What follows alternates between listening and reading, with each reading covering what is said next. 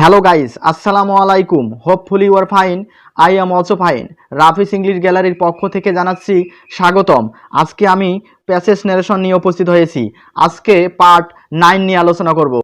আর এই পার্ট 9 আলোচনায় থাকছে রুল 10 এবং 11। তাহলে সুপ্রিয় শিক্ষার্থী বন্ধুরা, তোমরা গভীরভাবে মনোযোগ দাও, তাহলে তোমরা অতি সহজেই বুঝতে পারবা ইনশাআল্লাহ। দেখতেই থাকো। রুল 10, কোনো বক্তা পরপর একাধিকবার কথা বললে তা যদি অ্যাসার্টিভ সেন্টেন্স হয় তখন প্রথম বাক্যে সেড দ্যাট অথবা টোল্ড দ্যাট ব্যবহার করব, দ্বিতীয় বাক্যে অ্যান অ্যাডেড দ্যাট, তৃতীয় বাক্যে অ্যান অলসো সেড দ্যাট এবং চতুর্থ বাক্যে অ্যান অ্যাগেন সেড দ্যাট।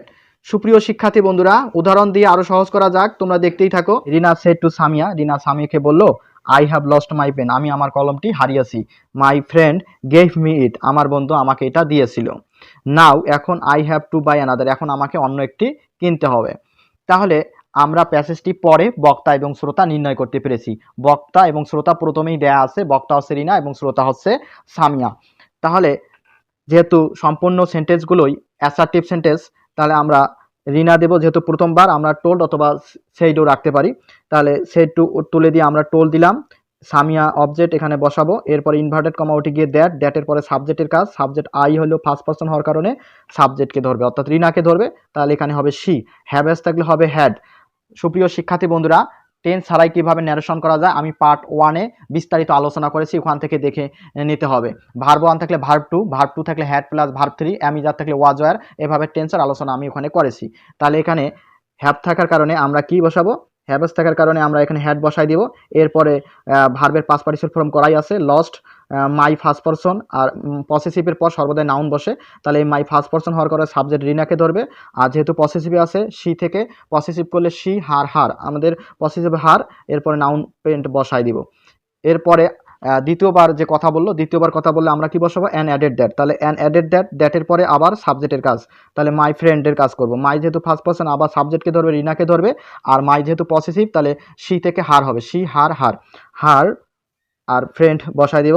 এরপরে গেইভ আছে, ভার্ব 2 আছে, ভার্ব 2 থাকলে হ্যাড প্লাস ভার্ব 3, তাহলে হ্যাড দেবো এবং এর ভার্ব 3 গেভেন বানাই দিব। এরপরে মি হচ্ছে আবার ফার্স্ট পারসন হওয়ার কারণে আবার রিনাকে ধরবে, সি থেকে যেহেতু মি অবজেক্টে আছে সি থেকে হার হবে হার। এরপরে ইট আছে, ইট বসাই দেব।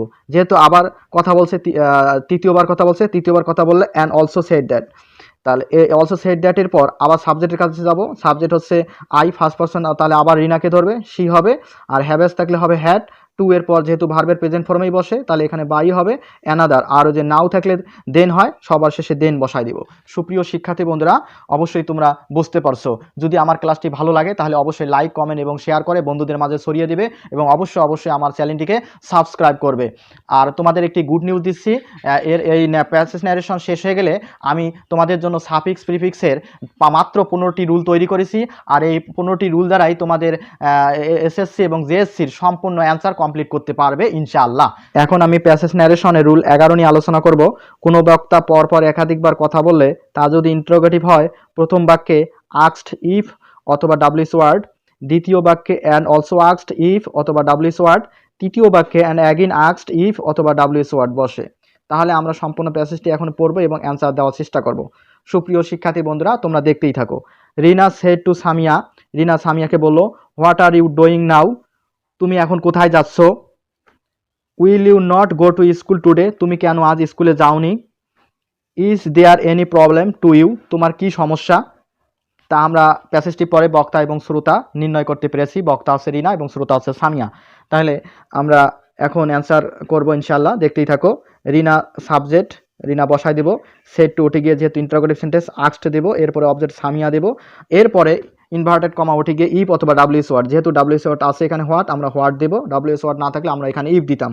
এরপরে ডাব্লিউএস ওয়ার্ডের পরে সর্বদাই সাবজেক্টের কাজ করতে হবে, তারপরে ভার্বের কাজ। তাহলে আমরা আগে ভার্বের কাজ পরে করব, সাবজেক্টের কাজ আগে করব। ইউ সেকেন্ড পারসন হওয়ার কারণে সামিয়াকে ধরবে, তাহলে সামিয়া এখানে শি হবে। এরপরে আমি যার থাকলে ওয়াজার হবে, তাহলে আমরা এখানে ওয়াজ বসাই দেব। এরপরে ডুইং, নাও থাকলে দেন হবে, দেন বসাই দেব। এরপরে দ্বিতীয়বার আবার ওই রিনায় কথা বলছে, তাহলে আমরা দ্বিতীয়বার কথা বললে অ্যান্ড অলসো আস্কড বসাবো। এরপরে ইনভার্টেড কমা উঠে গিয়ে এখানে আমরা ইফ অথবা ডাব্লিউএস ওয়ার্ড দিব, তাহলে এখানে আমাদের ডাব্লিউএস ওয়ার্ড নাই বিধায় ইফ দিব। ইফের পরে কি করতে হয়, সাবজেক্টের কাজ। ইউ সেকেন্ড পারসন হওয়ার কারণে কি হবে, অবজেক্টকে ধরবে। অবজেক্ট হচ্ছে সামিয়া, তাহলে এখানে হবে শি। উইল থাকলে উড হবে, তাহলে আমরা এখানে উড দিব। Would not go to school today থাকলে দ্যাট ডে। এর তৃতীয়বার কথা বললে অ্যান্ড অলসো অ্যাগিন আক্সড। এরপরে আমরা কি দিব, ইফ অথবা ডাব্লিউএস ওয়ার্ড। যেহেতু এখানে ডাব্লিউএস ওয়ার্ড নাই তাহলে আমরা ইফ দিব। ইফের পরে কি কার কাজ করতে হয়, সাবজেক্টের কাছে। এখানে সাবজেক্ট আছে দেয়ার, আমরা দেয়ার দেব। এরপরে ভার্বের কাজ করবে, আমি যা থাকলে ওয়াজ ওয়ার, তাহলে এখানে দেয়ার ওয়াজ। এরপর এনি প্রবলেম টু এর টু দিব। আর ইউ সেকেন্ড পারসন হওয়ার কারণে সামিয়াকে ধরবে। আর যেহেতু ইউ অবজেক্টের জায়গায় আছে তাহলে সামিয়া সি থেকে হার হবে। সুপ্রিয় শিক্ষার্থী বন্ধুরা, অবশ্যই তোমরা বুঝতে পারছো। যদি ভালো লাগে তাহলে অবশ্যই আমার চ্যানেলটিকে সাবস্ক্রাইব করবে। ভালো থাকবে, সুস্থ থাকবে। খোদা হাফেজ।